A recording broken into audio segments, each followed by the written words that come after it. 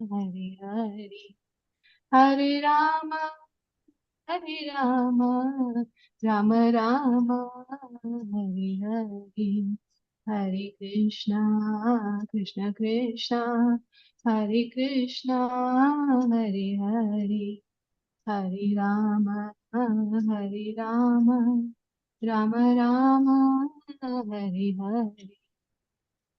Hare Krishna. Thank you so much, Romi Mataji. Meanwhile, shall we start or should we wait for a couple of minutes? Prabhuji, maybe another 2 minutes just because usually Sure. they join by 35.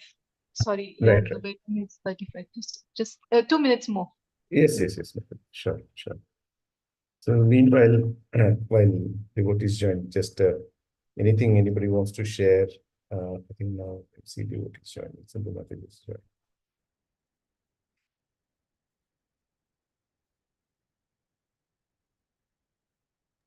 Hare Krishna. Hare Krishna. Simple.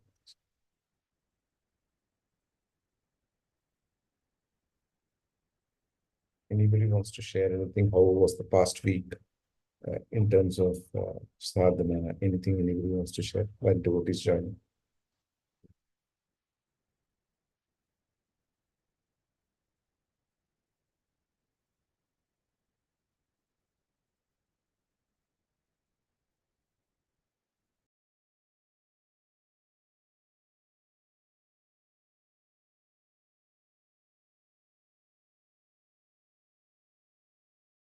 Last week we completed chapter 23, Prabhuji, from the fourth canto of Maharaja Prithu and Queen Archie,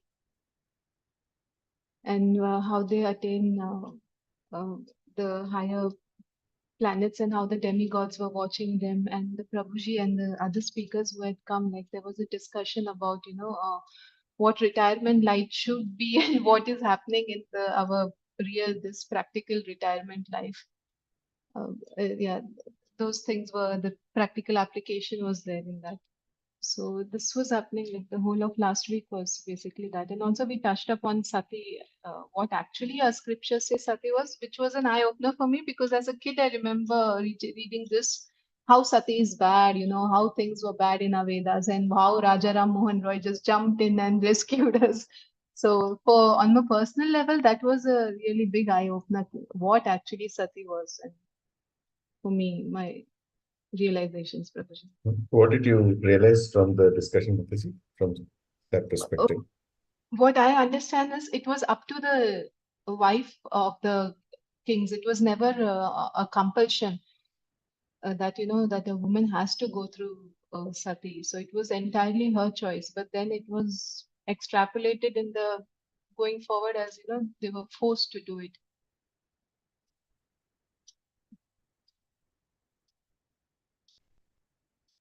We also Thank you. saw this, no? Falastuti.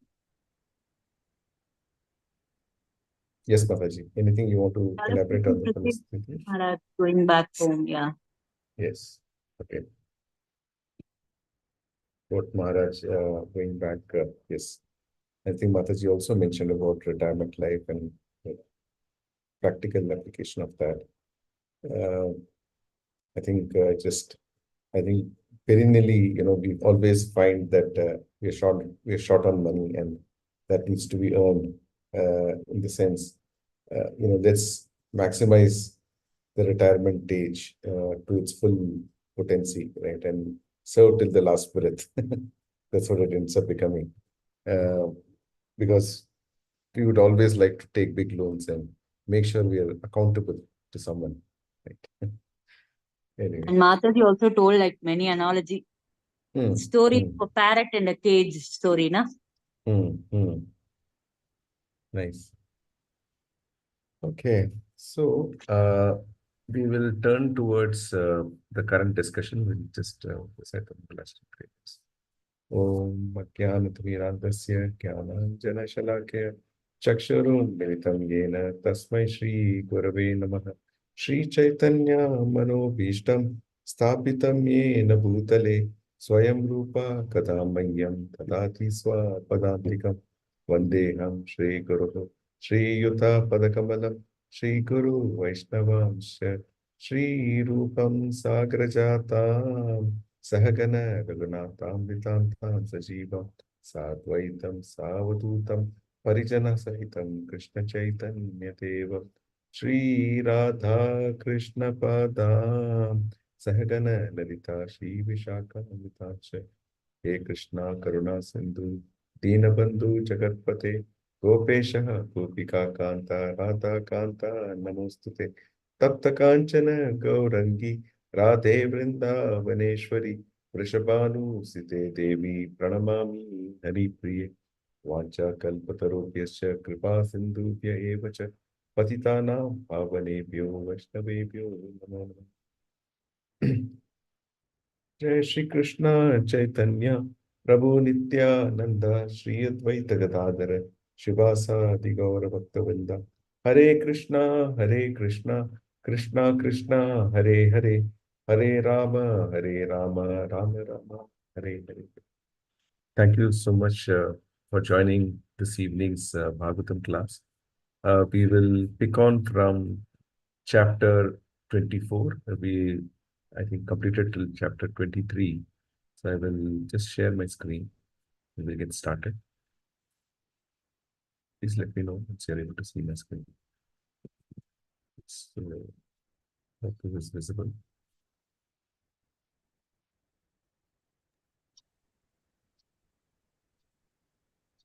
Okay. Recite.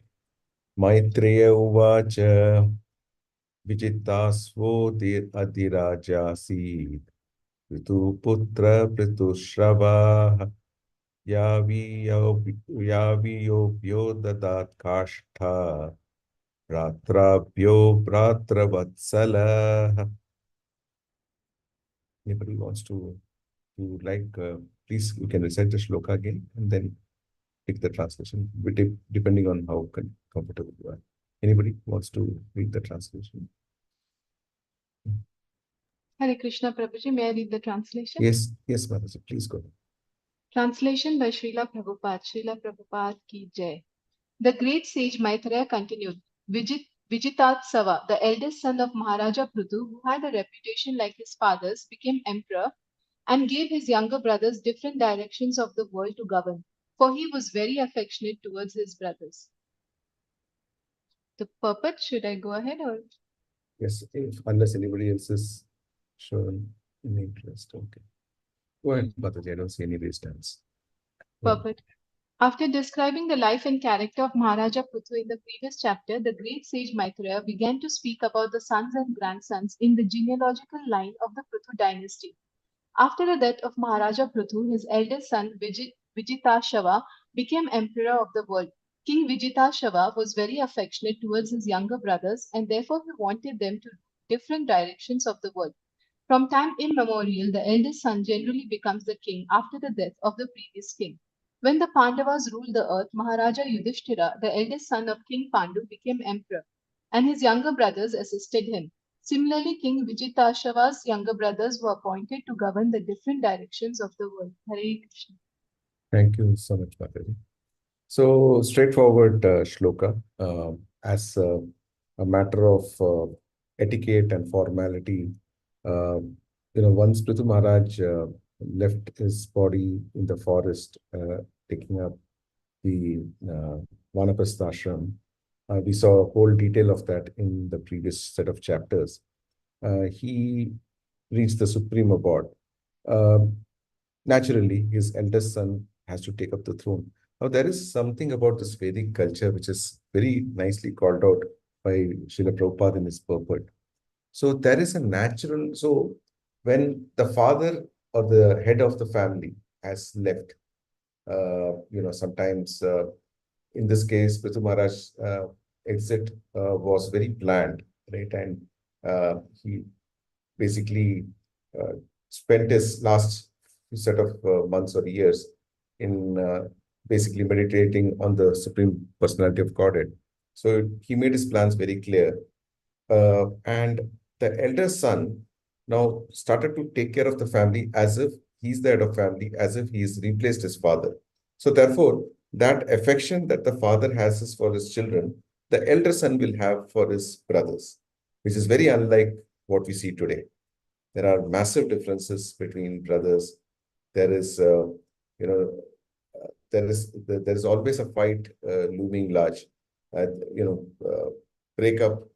Uh, there is fight on property. There is fight on.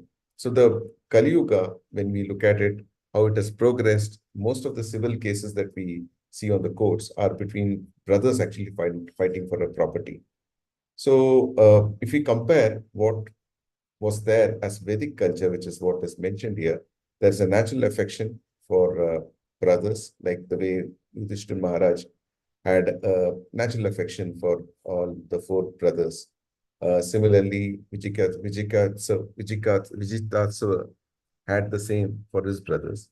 And just so that the empire also expands, he asked his brothers to rule different directions of the world, so that there is prosperity that is maintained. So in those days, a prosperity of a kingdom is dictated by how big the borders of that particular kingdom are. Right? So aspirationally, brothers are sent, and they can actually go rule those portions which they conquer. So a very nice, so there is also something which when in certain areas, when let's say two devotees do not get along, as an example, there's a very nice takeaway from here. Then you give them separate areas where they can go and do the preaching if they cannot get together in one roof, because it's not necessary that the differences need to be always with people who are in the material pursuit of life. But even in spiritual, sometimes there can be a difference of opinion. There can be arguments. We are all in a process of sadhana bhakti, where we are trying to essentially get purified by this process of sadhana bhakti. So by the time we try to perfect our life, whenever there are differences, it's good for preachers also to settle in with different jurisdictions and make good of what they have as a capability in terms of preaching and growing the movement. So one interesting takeaway from this shloka, which can be practically applied also. So this is something I understood from this passage. Any questions? Because it's a very straightforward, translation and purport. Next one.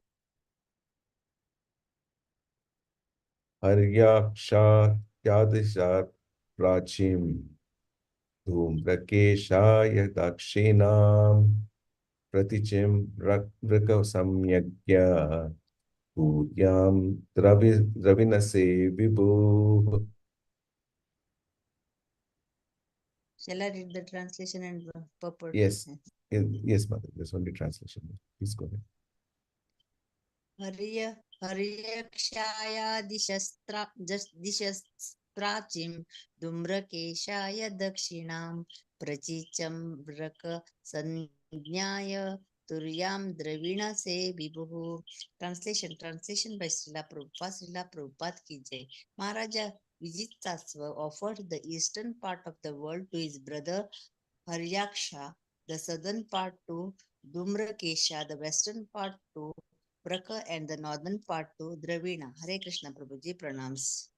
Thank you so much, Mother. So it's just a continuation of the previous one, where Prabhuji, Hare Krishna Prabhuji. Yes, Mother. Prabhuji, if you don't mind, please little bit to bold that screen, Mataji, Prabhuji. Bold. Enough. Is it better? I am more than enough. Thank you, Prabhuji. Okay. So straightforward translation, where each of the brothers are given different directions, and they're asked to especially expand the horizon of the kingdom. So there's nothing much here, therefore there is no purport here. So let's move to the next one. Just increase the font size. Is it better? Krishnamurti Prabhu? Okay. Antardhanagatim Shakral Laptyavanta Latyava Antardana Samhita Apatyatrayam Adatta Shikhandiyam Susammatam.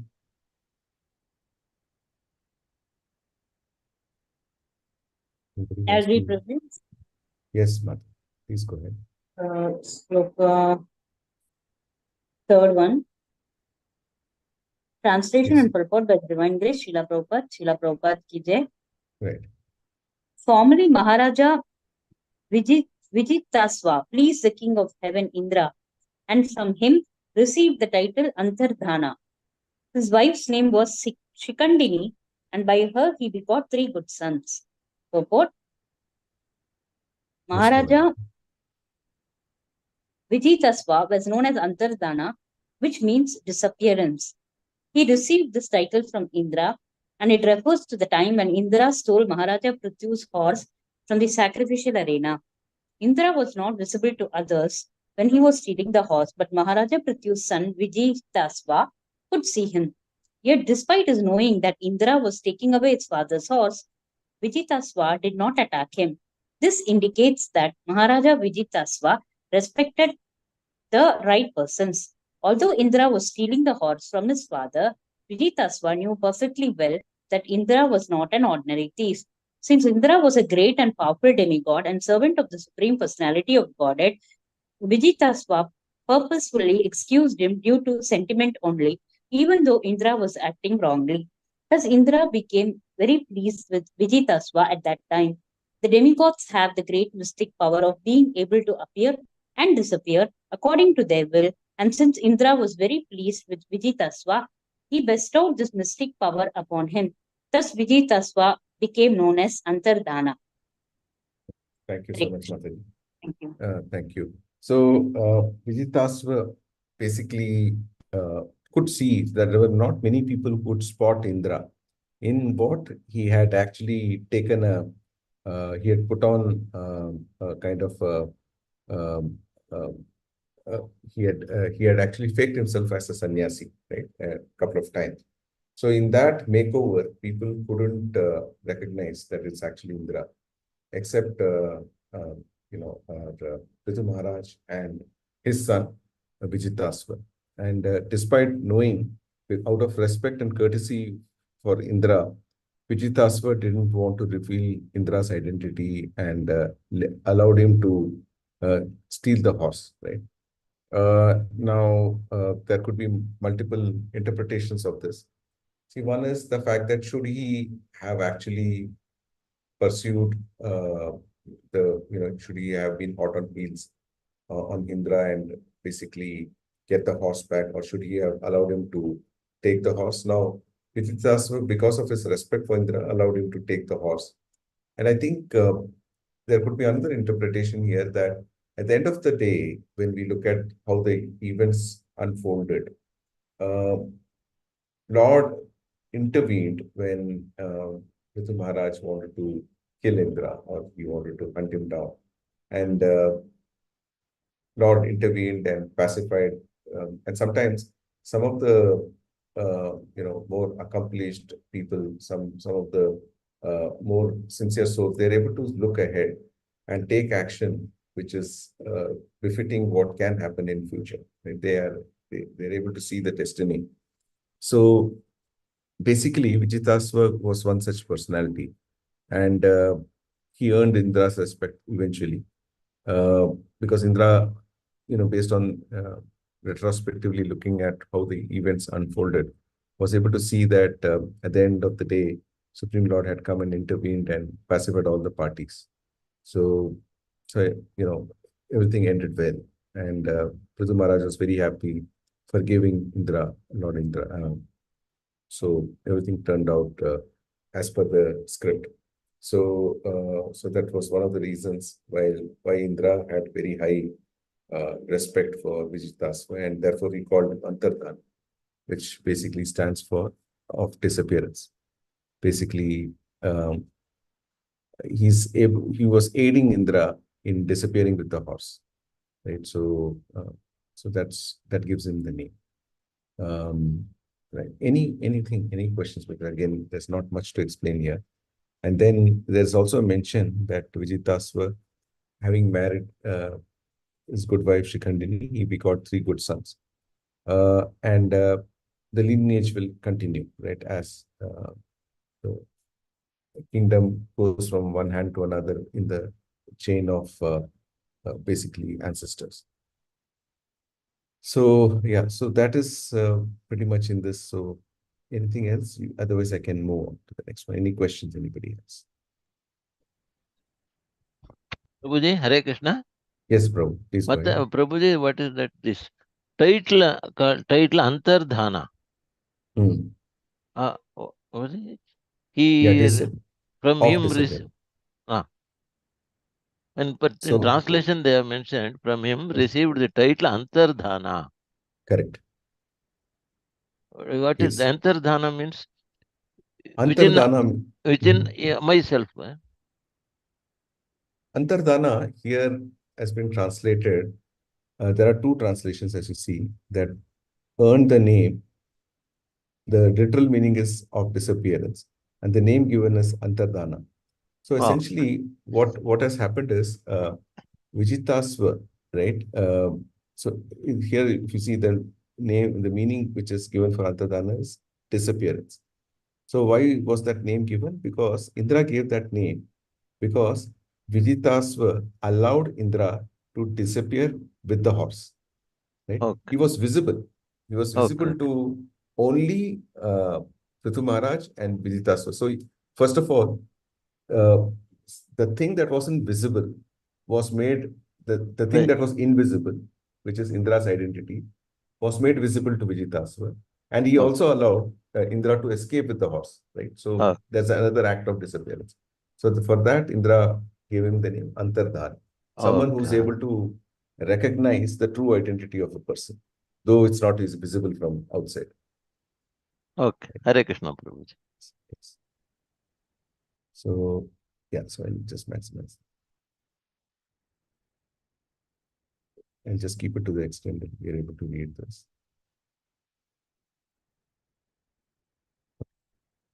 Pavakah pavamanascha शुचित्यग्नाय पुरा वशिष्ठ सापाद उत्पन्न पुनर्योग गतिम गताः. Anybody wants to read? Prabhuji, may I try, Prabhuji? Yes, please go ahead. It's a safe place to try. Please go ahead. Pavakah pavamanascha शुचिरित्यग्नः पुरा वसिष्ठ शापादुत्पन्नाः पुनर्योगगतिं गताः. Wonderful. Go ahead. Translation by A.C. Bhaktivedanta Prabhupada ki jai. The 3 sons of Maharaja Antardhana were named Pavaka, Pavamana and Shuchi. Formerly, these 3 personalities were the demigods of fire, but due to the curse of the great sage Vasishta, they became the sons of Maharaja Antardhana. As such, they were as powerful as the fire gods, and they attained the destination of mystic yoga power, being again situated as the demigods of fire. Shall I read purport, Prabhuji? Yes. In the Bhagavad Gita 6.41 to 43, it is stated that one who falls down from yoga practice is elevated to the heavenly planets, and after enjoying the material facilities there, he again comes down to the earthly planet and takes birth in a very rich family or a very pious Brahmana family. Thus, it is to be understood that when demigods fall down, they come to earth as sons of very rich and pious families. In such families, the living entity gets an opportunity to execute Krishna consciousness and thereby gain promotion to his desired goal. The sons of Maharaja Antardhana had been the demigods in charge of fire, and they regained their former position and by mystic power returned to the heavenly planets. Hare Krishna Prabhuji, Pranams Prabhuji. Thank you, Prabhu. So here, Srila Prabhupada makes a few points. So he's equating the destiny of demigods with some of the destiny of particularly class of people who are unable to perfect their lives in one lifetime. So, for example, demigods, when they basically have done their enjoyment, now demigods are not ordinary people by any stretch of imagination, right? They are very accomplished souls. They have been entrusted with certain responsibilities of upkeep of the material world. Like, for example, Varuna is tasked with water, rains, etc.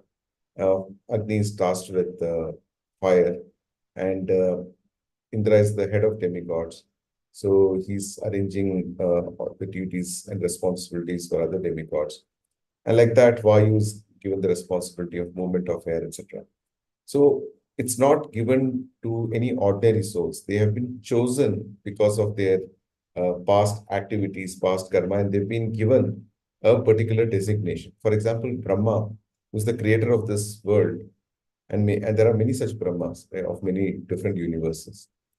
So Brahma has been given this task of creation because of the fact that Brahma had basically complete faith in the Lord, and it's a designation. So even a living entity can aspire to become Brahma. And it's not necessary that a living entity can't get that position. It's based on his qualifications, his karmas, and other things. But it's we need to understand that all these titles that the demigods get are all positions which anybody can be given on rotation based on his eligibility. Now, after the demigods have exhausted their karma and they have done their enjoyment, they're still given a high birth when they come down, fall down to the material world. Typically, it's a cycle. Right? What happens is, the other day I was hearing one of in our Bhakti Vaibhav class that in the planet of Earth, one accumulates karma, positive and negative, right? But one exhausts that in higher or lower planets. So one will work out or one will earn karmas in a particular in Earth planet. Let's say he's accumulated a lot of positive karmas, he's done pious activities, etc. But he's in the mode of goodness, not in Vishuddha Sattva mode, not in the transcendental platform. So he may get promoted to higher planets. But when he goes to higher planets, he's exhausting all the positive account he has, all the credits that he's got. And at the point that he's exhausted, he comes back to the planet Earth and again works on accumulating karmas. Similar with the lower platforms, lower planets. So once one has accumulated enough papas, he will actually fall down to the lower planets, exhausted there, and then he can come back to Earth like that. So it continues both on the in the higher and the lower planet side. That is something mentioned. And it's also a very important point to mention here is what's the destiny of a sadhaka who couldn't perfect Krishna consciousness in this lifetime?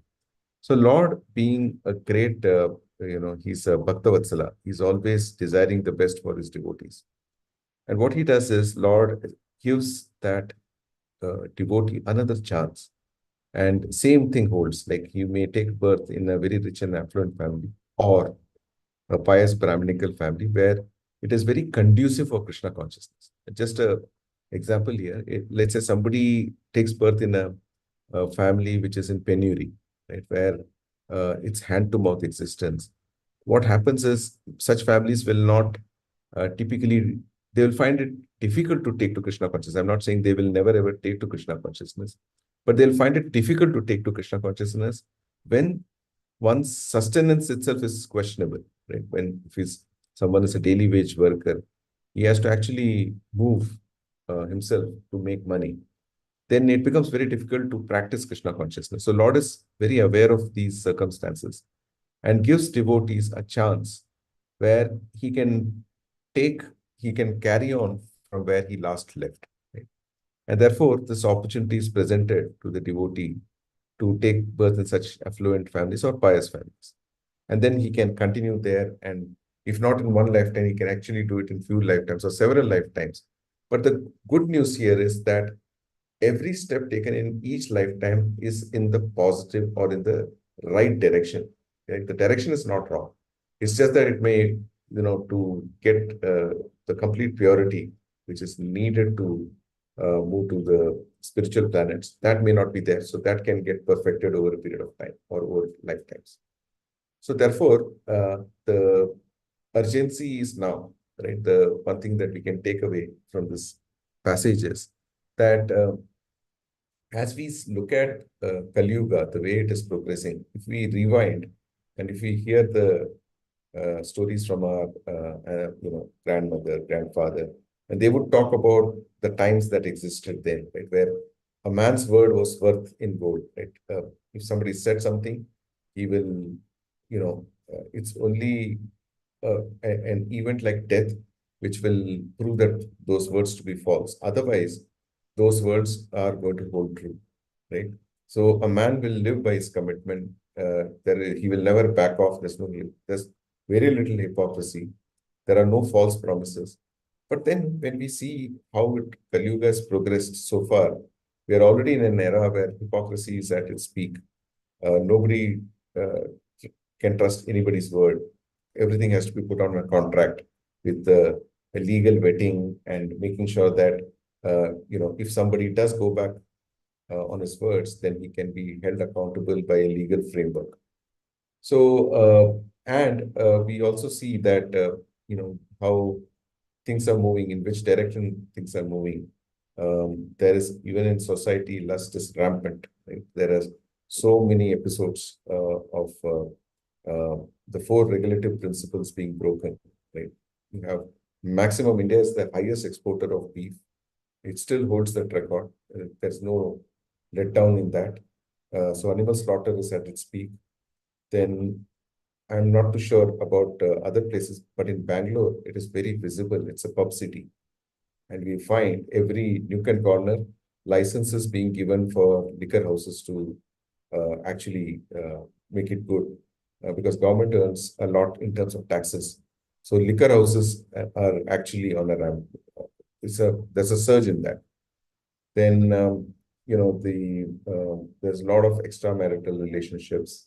The third regulative principle is also broken, prostitution houses, etc. Then the last bit, gambling. Of course, I'm not saying that gambling is on the rise, but one does see that there's online gambling sites that have come up.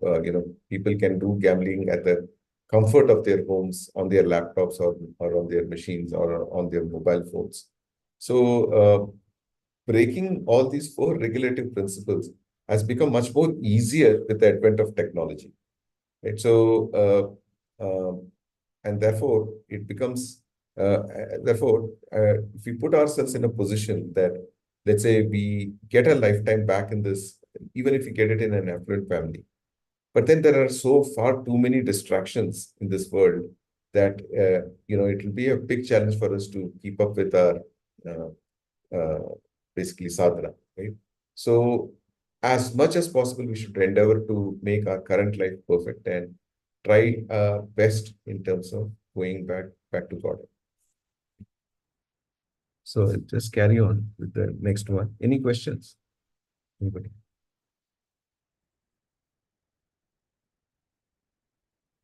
Okay. We'll go to the next one.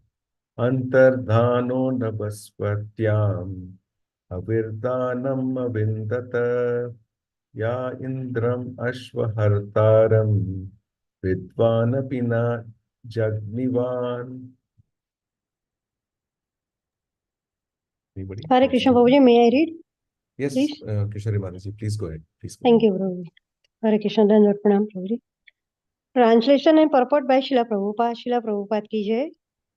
Maharaja Antardhana and had another wife named Navaswati, and by her he was happy to beget another son named Havirdhana. Since Maharaja Antardhana was very liberal, he did not kill Indra while the demigod was stealing his father's horse at the sacrifice. Purport: it is understood from various scriptures and Puranas that the king of heaven, Indra, was very expert in stealing and kidnapping. He could steal anything without being visible to the proprietor. And he could kidnap anyone's wife without being detected. Once he raped the wife of Gautama Muni by using his disappearance art, and similarly by becoming invisible, he stole the horse of Maharaja Prithvi. Although in human society such activities are considered abominable, the demigod Indra was not considered to be degraded by them.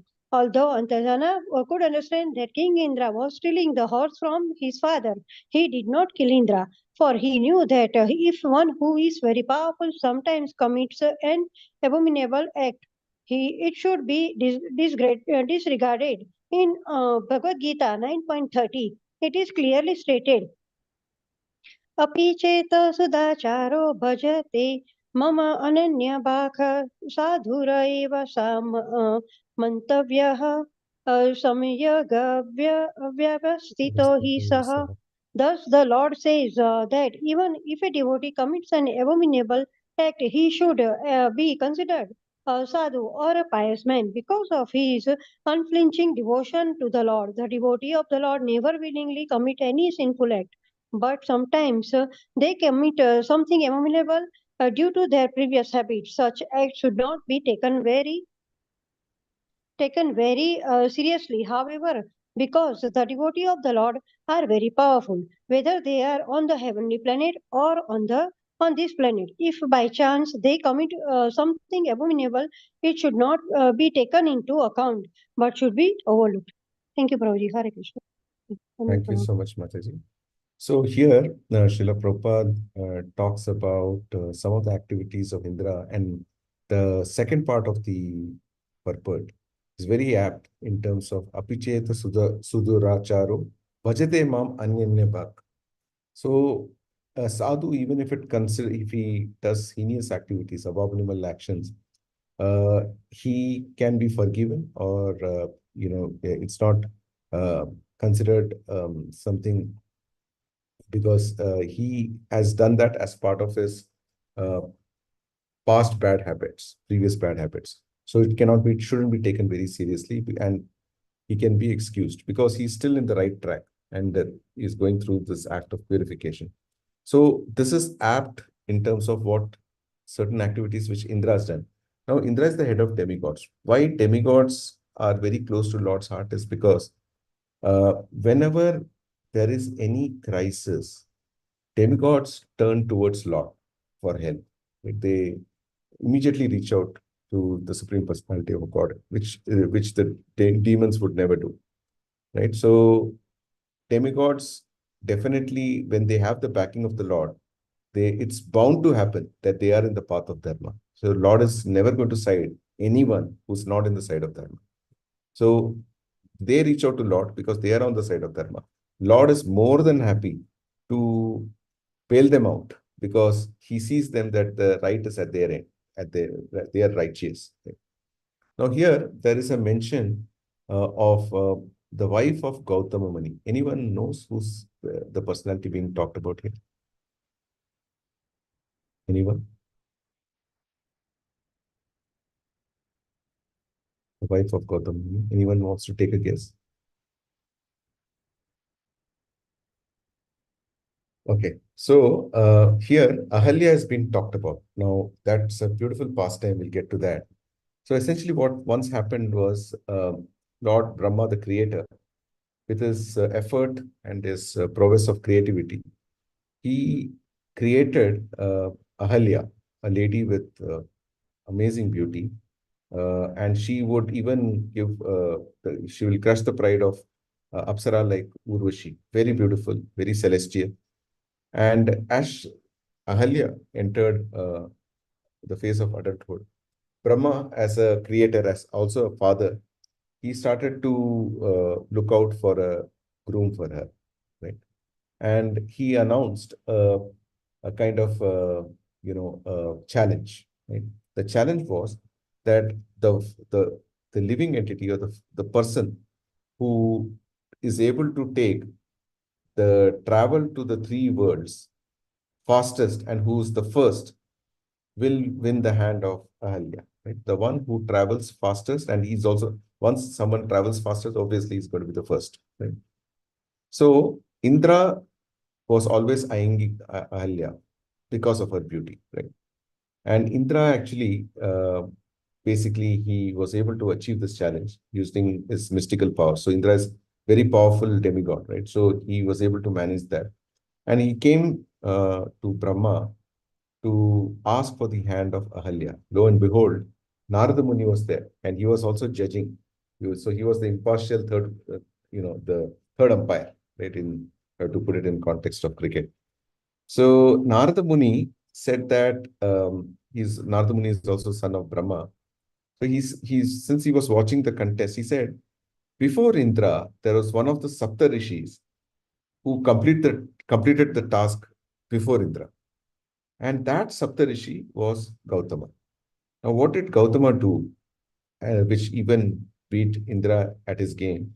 Essentially, Gautama Muni, basically, he circumambulated the wish-bearing cow called Surabhi. We might have heard of Surabhi in Bhagwatam, right? How Surabhi was basically held account by um, by forgetting Arjuna, basically Kartravirya Arjuna. So how that episode happened. So Surabhi is a wish-bearing cow, wish-fulfilling cow. And what Gautama Muni did was, the cow was essentially giving birth, right? And it's very auspicious when anyone circumambulates a pregnant cow who's about to deliver a calf. So when he did that, it was actually as good as traveling the three worlds. So Gautama Muni used Shastra, right, to achieve an activity which was commensurate with what Indra tried to achieve physically, or by uh, physically doing it. And since he was just circumambulating a cow, it was faster for Gautama Muni to beat Indra. And therefore, he was declared the legitimate winner of winning Ahalya's hand. And then Ahalya was married to Gautama Muni, and while Indra remained very envious and furious because he was a sore loser, right, in this particular case. So Gautama's hermitage was in a forest named Upavana, right, near Mithila. And so they were living in harmony, and they were practicing asceticism together. So Ahalya was very dedicated wife. And here's where the trickery of Indra came. Right? So basically, in Ramayana, it's mentioned that Gautama Muni had to leave for his daily rituals. Right? So he would go to the river bank, basically perform his rituals, and then come back. So when Gautama Muni had started off from his from his hut towards the banks to do his, spiritual practices, Nitya Karma. That time, Indra disguised himself as Gautama Muni himself, and he entered the hermitage of Gautama Muni. So Ahalya mistook um, Gautama Muni. Indra was disguised as Gautama Muni, but Ahalya was also no less, by her prowess, by her basically ability to. She also had a lot of mystic capabilities, and she could see through that it was actually Indra in the guise of Gautama Muni, right? And when Indra approached her for uniting with Ahalya, though Ahalya could see through the identity of Indra, but since Indra was a powerful demigod, she just submitted to his plea. And when this happened, uh, Gautama Muni was just coming back to his hermitage, and he could, by his, again, prowess, he could see that what had happened in that hermitage. And immediately, uh, Gautama Muni, he could spot Indra because Indra's guys had given up before Gautama Muni because there could be only one original. And so essentially, Gautama Muni cursed Indra that, because he was so lusty that his whole body will be uh, uh, basically will have complete only appearance of the female genitalia. And Indra was terrified by this outcome, and he said, "This is very abominable. I cannot live with this kind of insult." And then Gautam Muni showed a bit of mercy on Indra, and he turned those to eyes, basically eyes all over Indra's body. So, basically Sata Chakshusmi. So that's, all the entire Indra's body was filled with eyes. And now Gautam Muni turned towards his good wife Ahalya, the beautiful Ahalya. And then he cursed that, because of your beauty, you're so visible and you got into this abominable act, you will remain invisible to all human beings, right? And you will basically sleep in ashes, you will feed on only air, and you will have to atone for your sin forever. But then Ahalya again asked for mercy, asked for, being pardoned. And Gautam Muni said that, don't worry, at some point, the Supreme Personality of Godhead will descend and he will redeem your status. He will be able to deliver you. So when Rama Avatar happened, so Rama Avatar, as part of Rama Avatar, basically, so while Rama Avatar was happening and Lord Rama, came as son of Dasharatha, Ahalya was basically, she was laying as a stone. She was standing as a stone because she wouldn't be just because a stone is never visible to a human eye, right? Even if we see a stone, we will ignore that stone. So that way, a stone is invisible to human eyes, right? So she was going through that punishment. Then, after Tataka Vada, Lord Rama reached Vishwamitra's hermitage to help complete Vishwamitra's sacrifice. And then what happened was the two Rakshasas, Maricha and Subahu, were killed. And they were killed by, and Vishwamitra Muni had got Rama to help out the rishis with his fire sacrifices. And of course, Dasharatha was not in a mood to give Rama, but he had to oblige because he had given his word. And then from there on, Vishwamitra decided to proceed to Mithila to perform certain austerities for the King Janaka. Right? And as they went about, they reached the spot where the Ahalya's statue was there. That time, there are two versions here. One version is Lord Ram's foot had touched that stone, Ahalya in stone form, and she redeemed herself as the beautiful Ahalya. The other version is that, when Rama was traveling in the forest and that stone, Ahalya in the form of a stone was there. So the dust particles coming from Rama's feet, one of the dust particles had reached that statue of Ahalya. And the moment that dust particle touched Ahalya's statue, Ahalya transformed into that beautiful lady. So, both the versions have been given by different authorities. And so immediately, Rama delivered Ahalya, and she immediately paid obeisances to Lord Rama by touching his lotus feet, and then she got redeemed. So she was then able to remember her husband's words, because Gautam Rishi, after he had cursed Ahalya, he had gone to Himalayas for austerities. So she immediately thanked her husband, because at the end of the day, her life was now perfect, because the Supreme Lord himself had come and delivered Ahalya. So, and then the Devatas showered celestial flowers, on Lord Ram and for delivering Ahalya. And Ahalya, who had been praying for the Supreme Personality of Godhead in the form of the statue for so long, so many years, finally she got her outcome. And therefore, it led to a happy ending.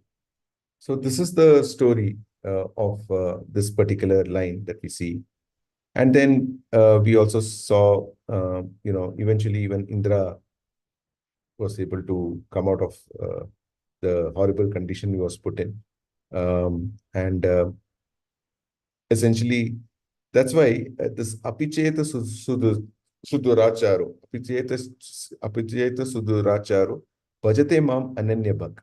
See, this is very clear in the story of Ahalya that we just saw. So Ahalya, though, had a temporary lapse, right?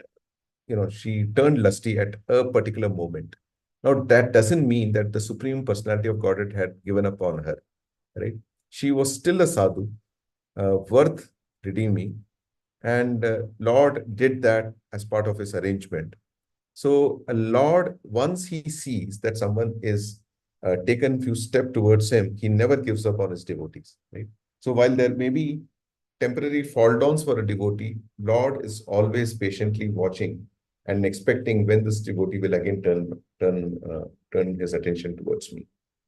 So that's a very interesting pastime and beautifully sums up how Lord's own words in Bhagavad Gita 9.30 holds true with Ahalya's pastime. Right? And therefore, we can be very, very hopeful in the path of bhakti. There is always positives here. See, generally, we always say that any decision we take in any sphere of life, there are trade-offs. For example, somebody wants to buy a car, there are trade-offs of doing so. Right? For example, he has to maintain the vehicle, he has to pay the taxes, he has to pay for the fuel, etc. But bhakti is one such sphere of life where there are no trade-offs. There is only positives to be gained, right? The only thing we need to spend is our time. And the payback for our time cannot be even measured, right? It's what Lord is expecting from us is sincerity and dedication and ability to take out time in his service. If we are able to do this much, what we get back from the Lord. So a good devotee is also called a very good businessman, right? A businessman would always like to invest in a place where there is high, basically, rewards for the time being, for whatever effort that the businessman puts in, right? With minimum trade-offs or no trade-offs. So a good devotee knows his worth, the best worth of his time is in spiritual practices because everything else is taken care by the Lord. And therefore, he spends his time increasingly in satisfying the senses of the Lord because that's the best thing to do. Right? That's also the best thing to do because the activities that a devotee spends in serving the Lord sustains across lifetimes. So generally, whatever we do here in this world, we are accumulating material assets. We have to leave them back once our time is up.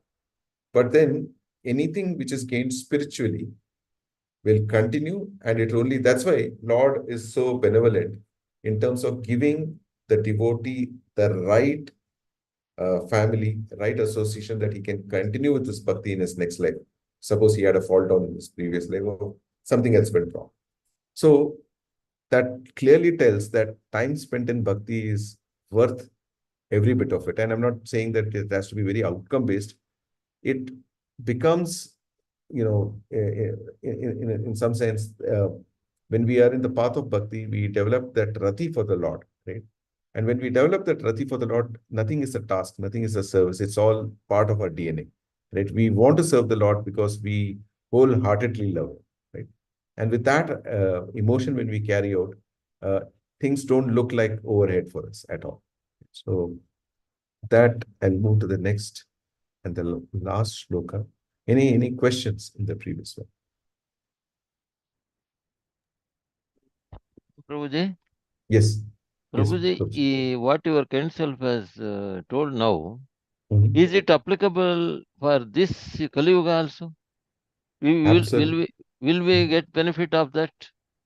Being a devotee, then we are in starting point. Will we get that if we fall Yes. down any simple mistakes, we will do mistakes. So Correct. in chanting and Navavidhi Bhakti, if we observe regularly, sincerely, it will Mhm. be benefited for us. Is it, Prabhuji? So Lord's own verse, Neha Vikrama Nashosti Tatra Vayu na Vidyate, right? Swalpamupyasya Swalpamapyasya dharmasya dharmasya trayato mahato trayate bhayat. trayate mahato bhaya. So basically, what is Lord saying there? That any activity done in his service never goes wasted, right? And what is it that it's guarding us against? What is the Trayate Mahatobhayat? What is that Mahatobhayat? Mahatobhayat is essentially the greatest fear for a living entity is going back to lower forms of life. That's the worst that anybody can do. Once one has attained a human life, the worst is to go down to a lower form of life. Maybe become a pig, maybe become a dog, maybe become animal of lower consciousness. Right? Now, when we take up steps in the spiritual practices, so Bhagavad Gita is Lord's words, came just at the beginning of Kali Yuga, right? Just at the field of Mahabharata. So almost at the end of Dwapar Yuga. So Lord has very clearly mentioned that in many verses, including the one which I just recited. So these are Lord's words, right? And Lord has also given a commitment that if we make mistakes, we will still get a high birth. First of all, one will retain a human form of life. Second is one will get conditions in family favorable for Krishna consciousness. So that whatever has been done in the previous life has not gone wasted. One is able to build from there. Right? Now, so first is faith in Lord's words. The second is when we look at many devotees in Bhagwatam, like Bharat Maharaj, how he got the form of a deer, and then how he became Jada Bharat, and how he basically went back to Godhead. So devotees are like that, and there are many devotees like essentially the Gajendra's pastime, right? How Gajendra got a lower form of life. He was the king of elephants. And when he called out to the Lord, because he could remember the shlokas, he could remember his life from the previous birth, when the crocodile grabbed his leg, and when Lord Vishnu, Lord Krishna came to basically rescue him, all that, how has that happened? So these pastimes are a learning for us to keep faith. Okay? So when Lord says something, He's also given us examples that, whatever I've spoken about holds true. Right? So that's how we need to understand. Yes, Prabhuji. Understand, Prabhuji. Hare Krishna, Prabhuji. So, okay. With that, we'll go to the last shloka. Rajnyam vritim karadana danda sulkadidarunam manyamano dirga satra vyajena visasarjaha.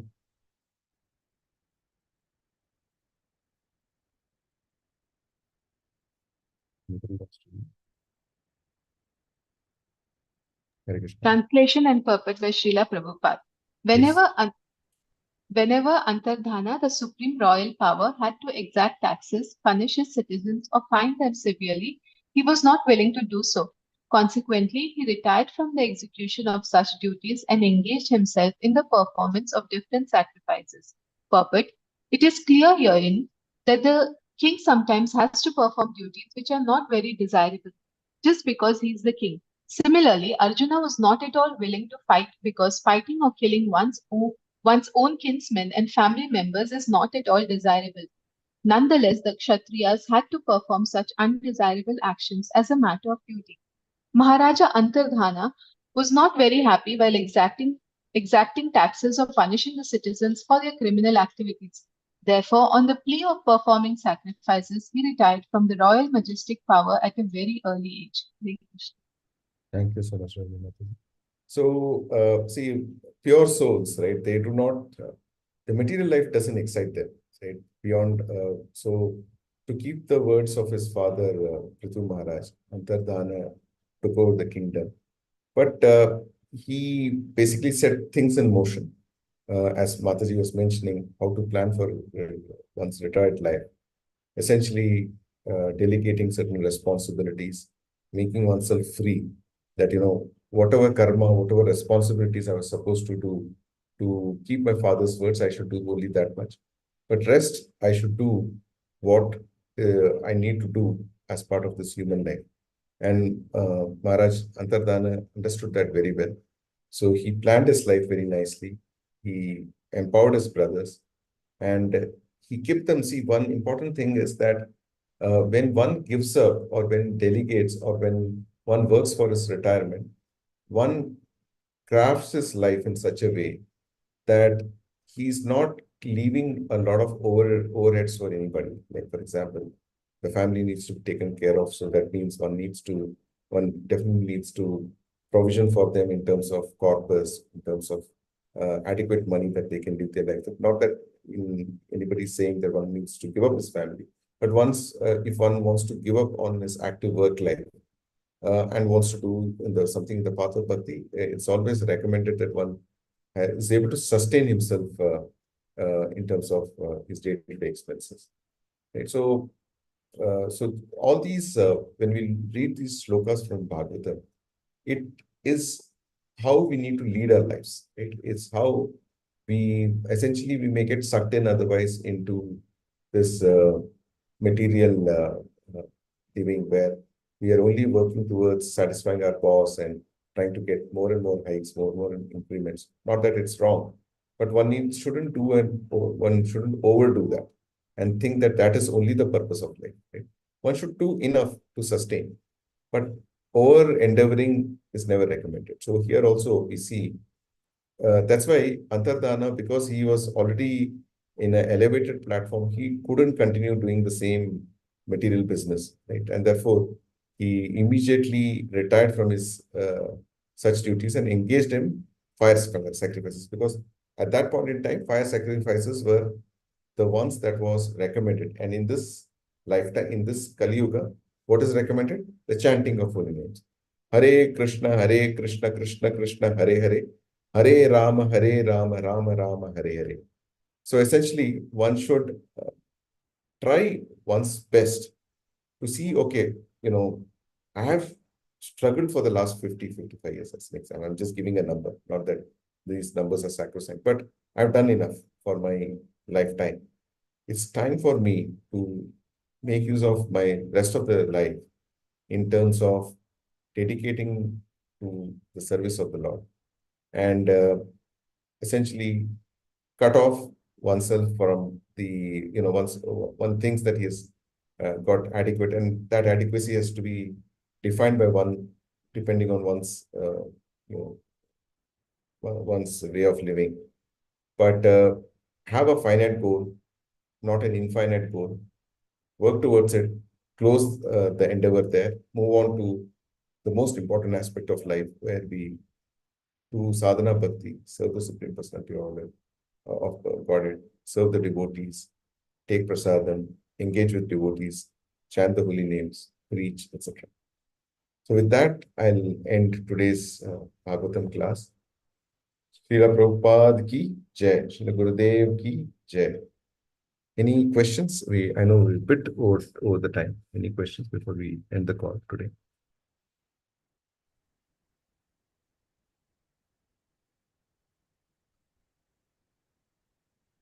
Okay. Oh, sorry, I saw this message. Was it audible enough? Siddha Mataji? Sorry. Now it is. By that time, it was little bit low, Prabhuji. Okay. Was it audible most part of the class? Yes. Okay. Thank you so much. Hare Krishna, Prabhu. Thank you Hare so much Krishna, for taking your Prabhuji. time. Thank you. Hari No. Bol. Hare Krishna. Mataji, Prabhuji, you yourself are giving much importance for us.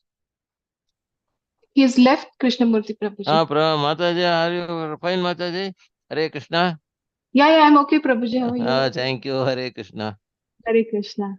Yeah, we can log out, Prabhuji. Please, Mataji. Good night, Hare Krishna.